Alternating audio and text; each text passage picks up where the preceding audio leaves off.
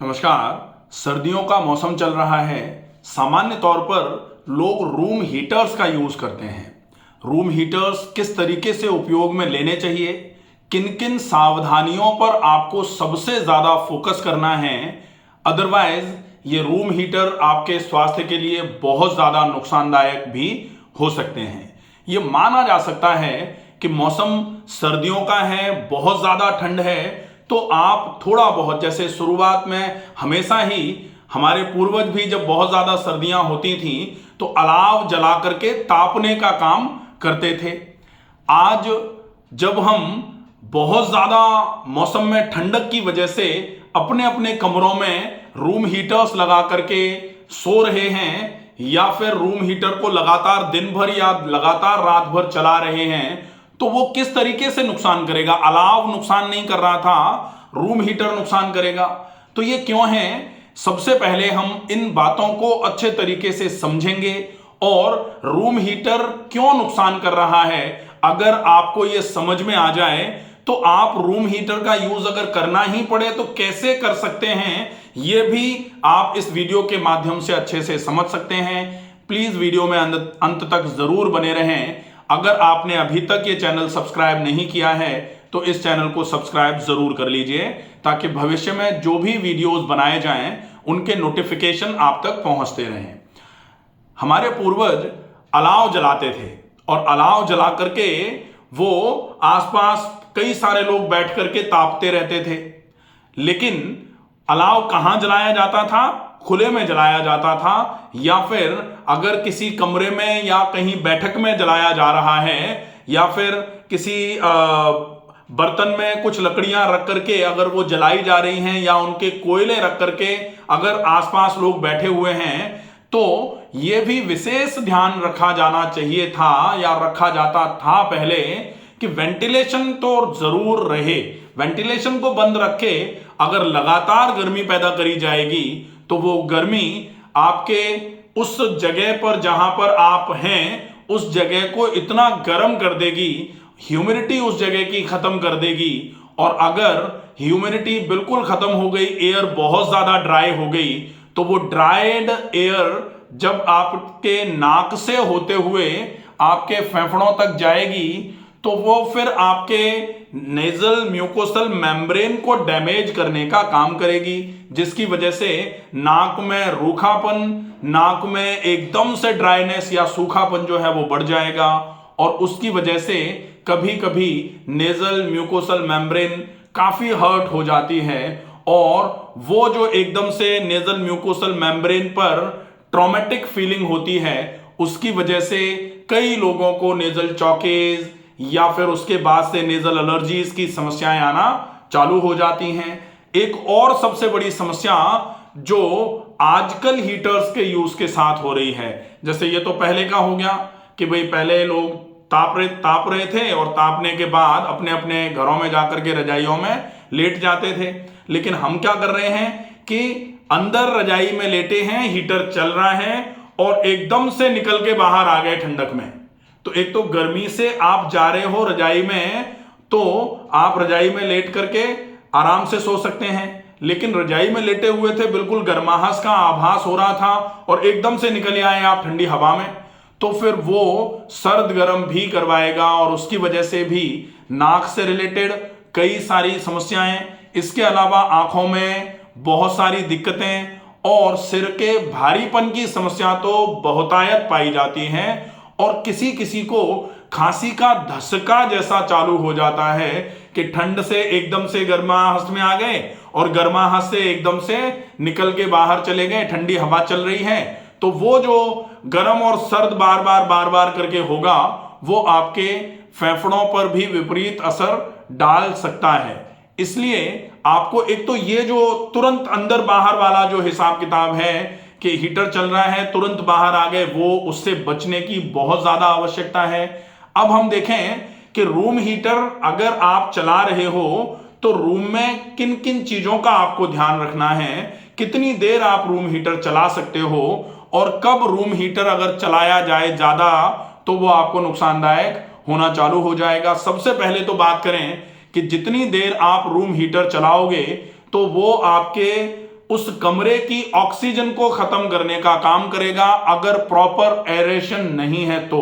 अब सामान्य तौर पर आजकल क्या होता है कि ठंडी हवा बाहर से आती है, इसलिए सारे के सारे विंडोज को, गेट को, हर जगह से बिल्कुल ब्लॉक कर दिया जाता है। रोशनदान जो होते हैं, रोशनी भी जो आ रही होती है उसमें भी कांच लगा हुआ है तो भी ऊपर से लोग कपड़ा लगा देते हैं या फिर पेपर लगा देते हैं, या फिर और भी किसी भी विभिन्न प्रकार का, कोई थर्माकोल की सीट लगा रहा है, कोई कार्टन का जो पेपर आता है वो लगा दिया, मोटा पेपर। तो इस तरीके से बंद कर देते हैं कि बिल्कुल हवा का आदान प्रदान नहीं हो। तो सबसे पहले तो ये वैसे भी नॉन वेंटिलेटेड रूम हो गया। नॉन वेंटिलेटेड रूम तो वैसे ही नुकसानदायक हो जाता है। ऐसे केस में आपको क्या करना चाहिए कि वेंटिलेशन तो प्रॉपर रखना ही रखना है। अब सर्दियां हैं, सर्दियों में आपको अगर हीटर चलाना है तो हीटर चलाने में भी आपको ये जरूर ध्यान रखना पड़ेगा कि आप वेंटिलेटेड रूम में हीटर चलाएं। कहीं थोड़ा सा जगह बनी रहे जहां से जो गर्म हवा है थोड़ी थोड़ी निकलती रहे और वहां से थोड़ा थोड़ा ठंडी हवा अंदर आती रहे, ताकि हीट एकदम से बढ़ना चालू नहीं हो जाए। कभी कभी आप लोग भी महसूस करते होंगे कि बिल्कुल गेट बंद कर लिया, खिड़कियां बंद कर ली और हीटर चालू छोड़ दिया तो रात को एकदम से आपको पसीना आके बेचैनी जैसी लगती है, सांस में घुटन होना चालू हो जाती है। क्यों? क्योंकि ऑक्सीजन कम हो रहा है। ऑक्सीजन के कम होने के साथ साथ इतनी ज्यादा ड्राइड एयर अगर आपके नाक से होते हुए अंदर की तरफ जाएगी तो वो पूरे के पूरे रेस्पिरेटरी ट्रैक्ट को सुखाने का काम कर सकती है, ड्राई कर सकती है, जो आपके लिए काफी नुकसानदायक साबित हो सकता है। इसलिए कंप्लीट बंद करके, तो बिल्कुल दरवाजे खिड़कियां बंद करके रूम हीटर नहीं चलाया जाना चाहिए, इसका विशेष ध्यान रखें। और अगर ऐसे आप, वैसे तो ये बिल्कुल कंप्लीट एरेशन के रूम में ही नींद आनी चाहिए भाई। आपके कमरे में बिल्कुल ही वेंटिलेशन नहीं है, ये तो फिर बहुत गलत हो जाता है। तो वेंटिलेशन तो बहुत जरूरी है, और अगर वेंटिलेशन नहीं है तो कहीं से थोड़ा सा अगर हल्का सा एयर, कहीं से फ्रेश एयर आ रही है और एक एग्जॉस्ट लगा हुआ है, उससे भी एग्जॉस्ट आपके कमरे की गर्मी को बाहर निकालता रहेगा। लेकिन गर्मी बाहर कब निकालेगा? जब उसको, नहीं तो वैक्यूम क्रिएट हो जाएगा भाई, कहीं से हवा आ नहीं रही है, बिल्कुल एयर टाइट पैक है, और फिर आप एग्जॉस्ट चलाओ तो एग्जॉस्ट चलेगा, काम कैसे करेगा? तो बहुत जरूरी है कहीं से इनपुट होना चाहिए, तभी आउटलेट काम करेगा। तो थोड़ा सा कहीं फ्रेश एयर की जगह हो और फिर कहीं फ्रेश एयर जो आ रही है उसको, गर्म हवा को निकालने के लिए अगर एग्जॉस्ट लगाने की आवश्यकता वैसे तो नहीं है, अगर थोड़ा सा कहीं खुला छोड़ देंगे तो वो पर्याप्त काम करेगा। इसके अलावा अगर आप चाहें तो ऐसा भी कर सकते हैं कि आप थोड़ी देर के लिए हीटर आपने चलाया और जब थोड़ा सा कमरे में गर्माहट आ जाए तो आप हीटर को बंद करके फिर सोएं। ये थोड़ा ज्यादा कन्वीनियंट रहेगा। रात को सोने के पहले हीटर को जरूर बंद कर दिया जाए। अगर ऐसा करेंगे तो आपको जो एक्स्ट्रा ठंड लग रही है, बहुत ज्यादा मौसम ठंडा है और आपको बहुत दिक्कत लग रही है सर्दी में, तो आपको सर्दी से भी बचाव हो जाएगा।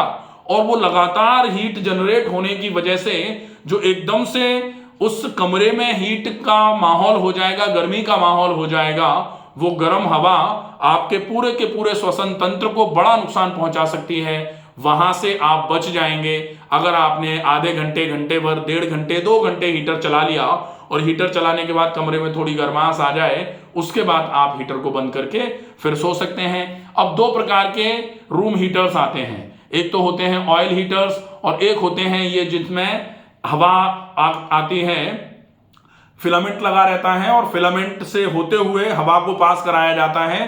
तो गर्म फिलामेंट है और वहां से हवा जब ऐसे करके पास होती है तो हॉट एयर ब्लोअर्स टाइप के होते हैं ये हॉट एयर ब्लोअर। तो हॉट एयर ब्लोअर का मतलब ये और ज्यादा रूखापन, और स्पेसिफिकली आपको विशेष ध्यान रखना पड़ेगा कि आप अगर हॉट एयर ब्लोअर रूम में चला रहे हैं तो आप डायरेक्ट उसके हवा में ना आए। जैसे कहा जाता ना कि एसी की डायरेक्ट हवा आपकी बॉडी पर टच नहीं होनी चाहिए, ऐसे ही हॉट एयर ब्लोअर अगर आप चला रहे हो तो डायरेक्ट अगर वो हवा आपकी बॉडी से टच करेगी, डेफिनेटली जिस पार्ट पर वो टच करेगी वहां का मॉइस्चर पूरा वो खा जाएगी, बड़ा नुकसान हो सकता है उस जगह पर। इसलिए आप रूम को गर्म करिए, रूम गर्म कर लीजिए थोड़ा सा, उससे गर्माहट रूम में बनी रहे। डायरेक्ट गरम गरम हवा अगर आप लेंगे तो वो गरम गरम हवा आपके लिए नुकसानदायक साबित हो सकती है। इसलिए इस बात से भी विशेष बचाव रखा जाए, कि कुछ लोगों की आदत होती है कि बिल्कुल हीटर के सामने बैठ जा रहे हैं, तो वो आपके लिए नुकसानदायक हो सकता है। इसलिए आप ऐसा ना करें। कमरे का तापमान थोड़ा सा बढ़ जाए, इसके लिए आप हीटर का मुंह किसी दूसरी तरफ रख लीजिए और वहां से पूरे कमरे में अगर हीट फैलेगी तो वो ठीक रहेगा। अदरवाइज अगर आप अफोर्ड कर पा रहे हैं, आप ले सकते हैं, तो ऑयल हीटर्स का यूज करिए। वो थोड़ा ज्यादा कन्वीनियंट रहते हैं, कम नुकसानदायक रहते हैं। हीट तो वहां भी जनरेट होती है लेकिन उतनी ड्राई हीट नहीं रहेगी। ऑयल हीटर्स का यूज जो लोग करते हैं उनको पता है कि वो ड्राइनेस जो आती है, जो हॉट एयर ब्लोअर्स के यूज से आती है, वो ऑयल हीटर्स के यूज से नहीं आती है। तो आपको अगर यूज बहुत ज्यादा करना है, या आप चाहते हैं कि नहीं हमको तो रात को बार बार करके जागते हैं तो ठंड लगती है, तो फिर आप ऑयल हीटर्स का यूज कर सकते हैं बजाय हॉट एयर ब्लोअर्स के। अगर हॉट एयर ब्लोअर्स का यूज कर रहे हैं तो आप थोड़ी देर चलाने के बाद उनको बंद करके सो जाइए। स्पेसिफिकली ये भी ध्यान रखना है कि कहीं वेंटिलेशन छोड़ के रखना है। और कभी अगर बाय चांस ऐसा हो रहा है कि आप रात भर एकदम से कभी भूल ही गए और वो चलता ही रहा है, तो दूसरे दिन कोशिश ये करिए कि आप बहुत ज्यादा ओरल हाइड्रेशन करके जो एकदम से आपके स्किन पर ड्राइनेस आई है उसको दूर कर लीजिए। सर्दियों में वैसे ही स्किन पर काफी ड्राइनेस रहती है, तो इस ड्राइनेस को और बढ़ाना नहीं है हॉट एयर ब्लोअर्स का लगातार उपयोग करके। आशा है ये वीडियो आपको समझ में आएगा। ज्यादा से ज्यादा लोगों तक इस वीडियो को पहुंचाएं, ताकि ये सामान्य सी जानकारी है, लेकिन थोड़ा सा अगर जानकारी सबको होती है कि ये नुकसान हो सकता है, लेकिन थोड़ा सा रिमाइंडर अगर लग जाता है तो लोग और अच्छे तरीके से उसको फॉलो करना चालू कर देते हैं। तो प्लीज इस वीडियो को ज्यादा से ज्यादा लोगों तक शेयर करें। स्वस्थ रहिए, सुरक्षित रहिए। धन्यवाद।